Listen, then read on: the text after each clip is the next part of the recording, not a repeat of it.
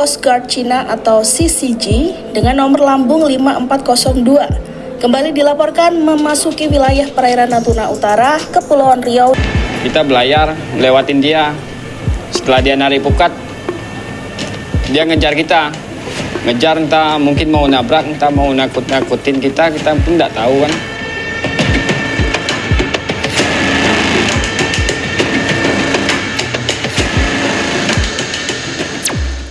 Selamat datang di The Debate. Halo, bersama kami lagi di sini Tokopedia. Kita sering kali melihat peta laut Cina Selatan dan ngebayangin sebuah konflik geopolitik yang jaraknya tuh ribuan kilometer dari kehidupan kita sehari-hari, ya kan? Nah, persis banget. Kesannya jauh, padahal riak dari perairan ini secara harfiah menentukan apa yang ada di piring makan kita setiap hari. Belum lagi soal masa depan kemandirian bangsa ini. Betul, dan ini krusial banget buat dibahas. Kalau kita lihat dari berbagai literatur historis dan geopolitik, klaim tumpang tindih ini berdampak langsung ke kedaulatan, ekonomi, dan pastinya ketahanan pangan nasional. Iya.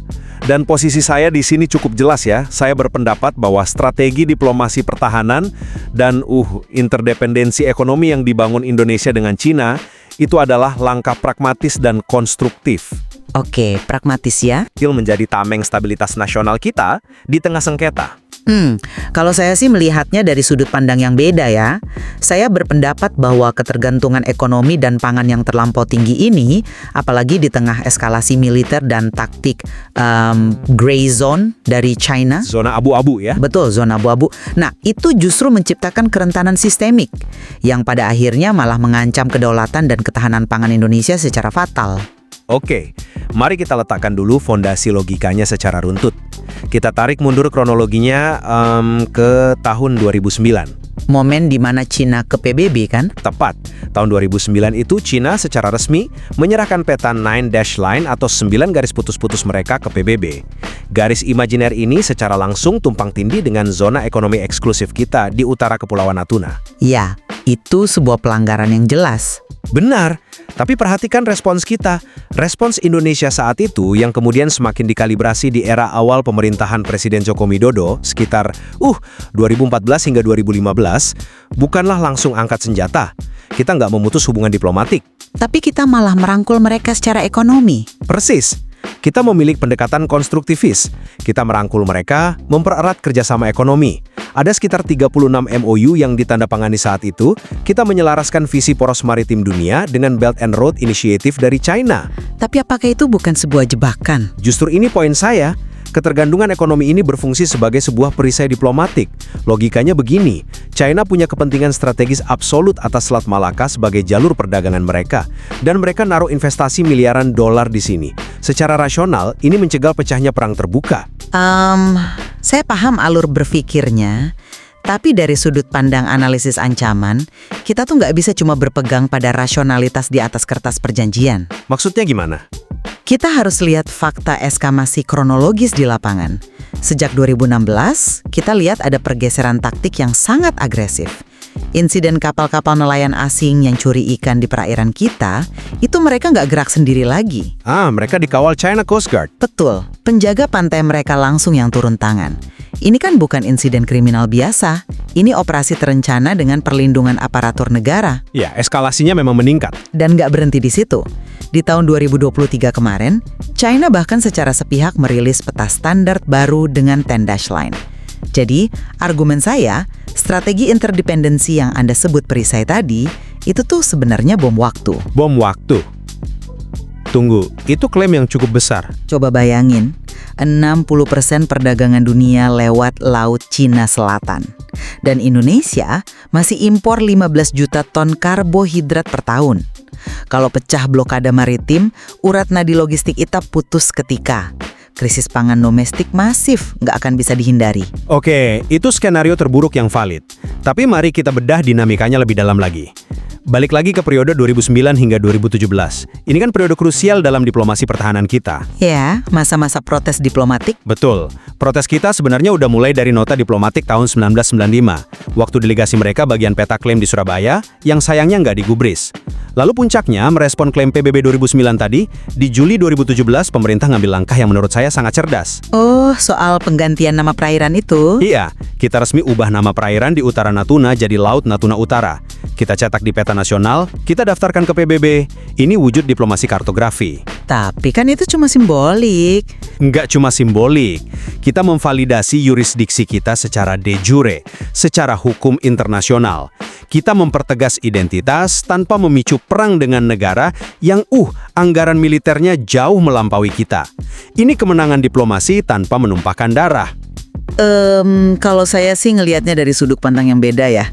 Saya setuju, diplomasi penamaan itu kelihatan heroik di atas kertas. Tapi apakah itu menghentikan agresi fisik di laut? Memang butuh waktu untuk efektif. Fakta kronologisnya membuktikan sebaliknya. Nama diubah di 2017, terus di Desember 2019, dan terulang lagi September 2020. Kapal China Coast Guard 5204 masuk dengan santainya ke Laut Natuna Utara. Mereka memang bermanuver di sana ya. Bahkan mereka bersitegang sama kapal patroli Bakamla kita. Lewat radio, mereka klaim sedang patroli di perairan hak historis mereka. Ini kan bukti kalau rejim hukum internasional kayak UNCLOS sama sekali nggak mereka hargain. Ya, walaupun UNCLOS udah menangin arbitrasi Filipina di 2016. Persis. Putusan itu batalin legalitas Nine Dash Line. Tapi hukum internasional itu cuma jalan kalau ada kekuatan koersif yang memaksa kepatuhan. Tanpa itu, nama Laut Natuna Utara itu cuma kosmetik, sementara secara de facto wilayah kita diinvasi pelan-pelan. Itu poin yang menarik ya. Meskipun saya merumuskannya dengan cara berbeda. Kalau hukum internasional dianggap nggak mempan, lalu alternatifnya apa? Ya kita harus lebih tegas secara kehadiran fisik. Tapi kalau kita buang jalur diplomasi, bukankah kita justru maksa militer kita maju berhadapan fisik? Kita ngomongin asimetri kekuatan yang luar biasa besar di sini. Mengandalkan diplomasi dan hukum laut itu bukan tanda kelemahan loh. Itu perhitungan realistis. Tiap mereka masuk, kita kirim nota protes, kita panggil dubes mereka. Mekanisme ini dirancang buat nyegah gesekan fisik, sambil nahan klaim kedaulatan kita tetap hidup secara hukum. Masalahnya jadi serius ketika ketidakmampuan respons fisik itu malah ditutupi dengan ilusi kemitraan ekonomi. Coba kita masuk ke dinamika pasca 2016. Oke, soal pergeseran mitra ekonomi kita ya.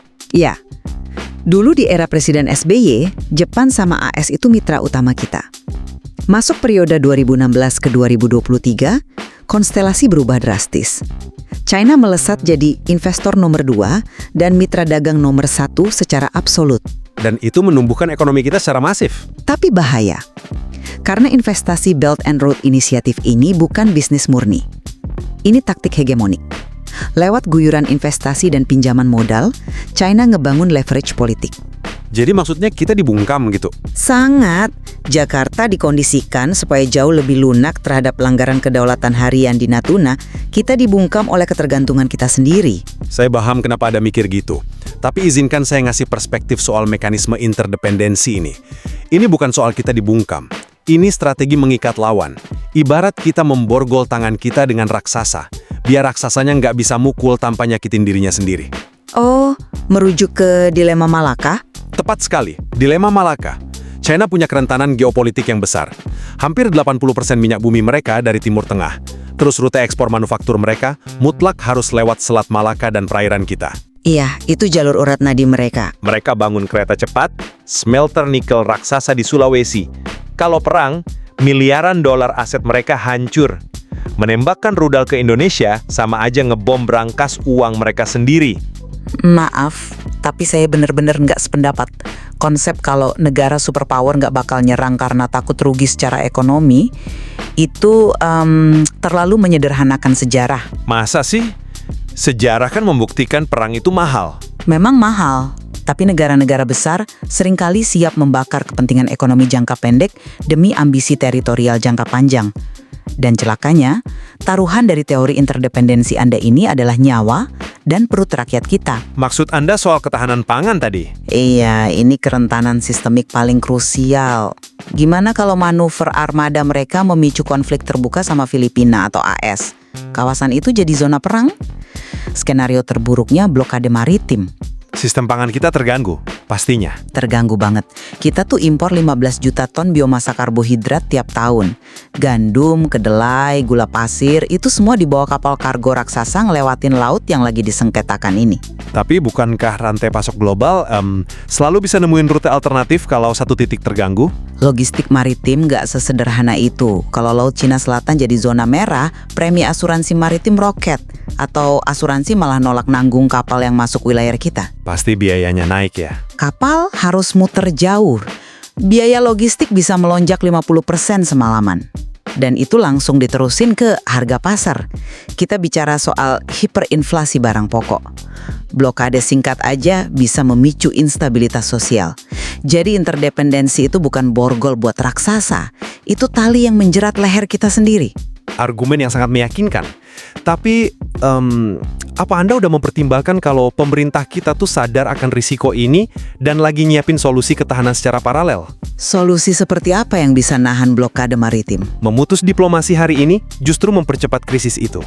Kita tuh butuh ngulur waktu lewat diplomasi buat ngebangun pertahanan domestik kita.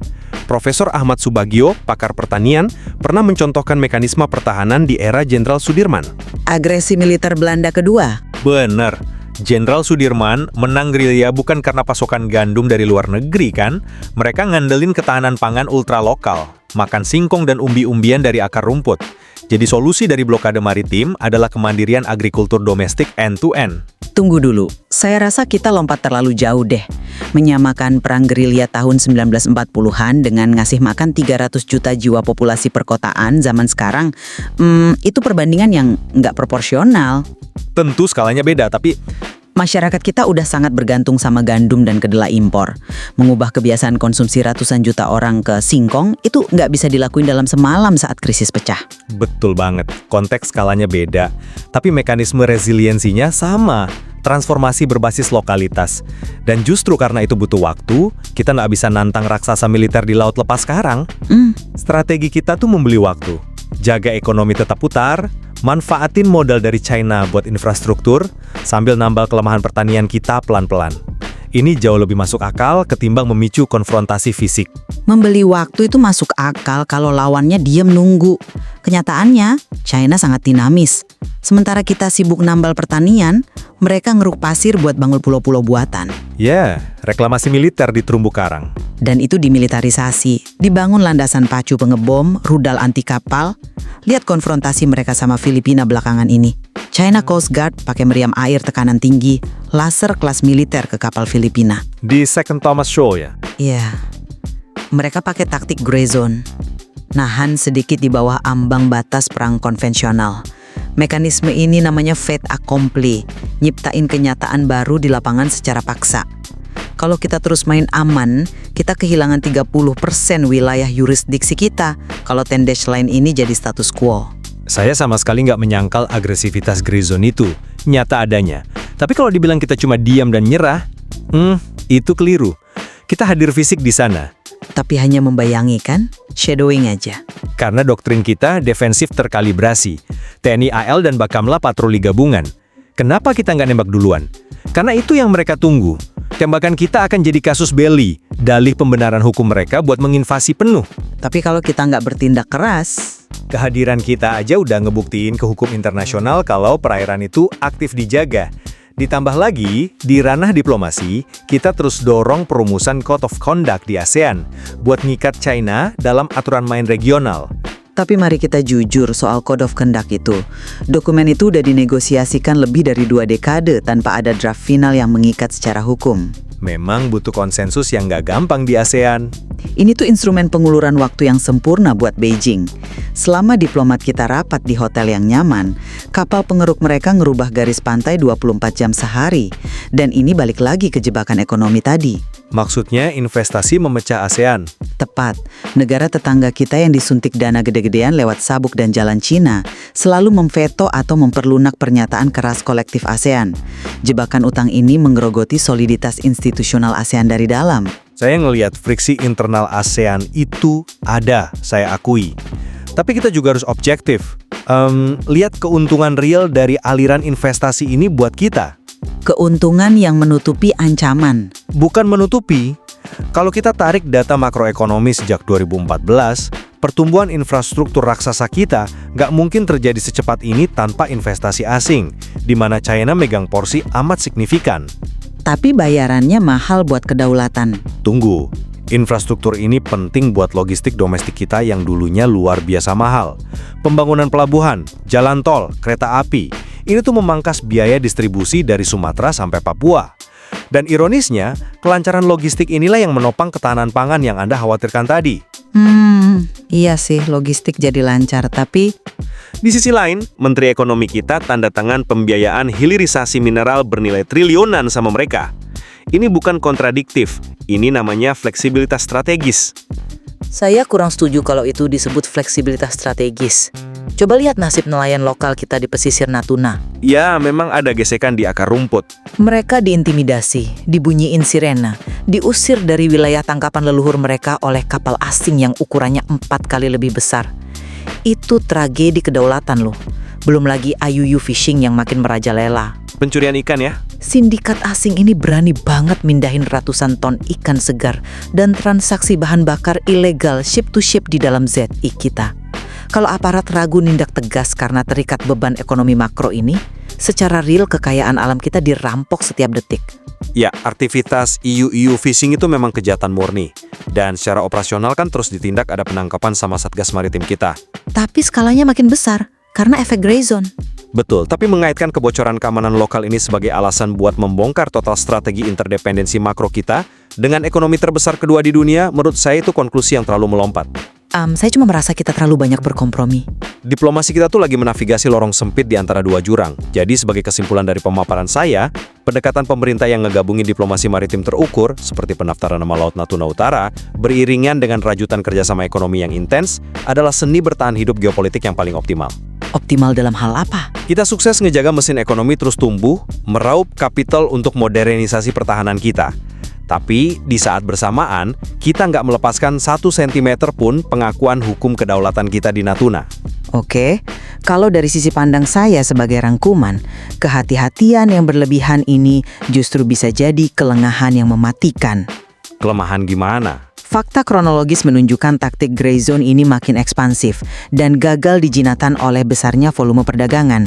Mengandalkan diplomasi simbolik, sementara kita membiarkan diri bergantung struktural pada investasi dan impor pangan via jalur laut yang rawan meledak, itu kelemahan fundamental. Tapi kita kan butuh pertumbuhan ekonomi. Kedaulatan bangsa nggak akan pernah bisa ditukar dengan persentase pertumbuhan PDB. Kemandirian pangan dari hulu ke hilir dan kemampuan proyeksi kekuatan fisik di perbatasan harus segera diwujudkan sebelum jalur laut benar-benar tertutup oleh eskalasi. Wow. Diskusi yang sangat padat dan membuka mata ya. Pada akhirnya kita tampaknya sepakat pada satu benang merah esensial.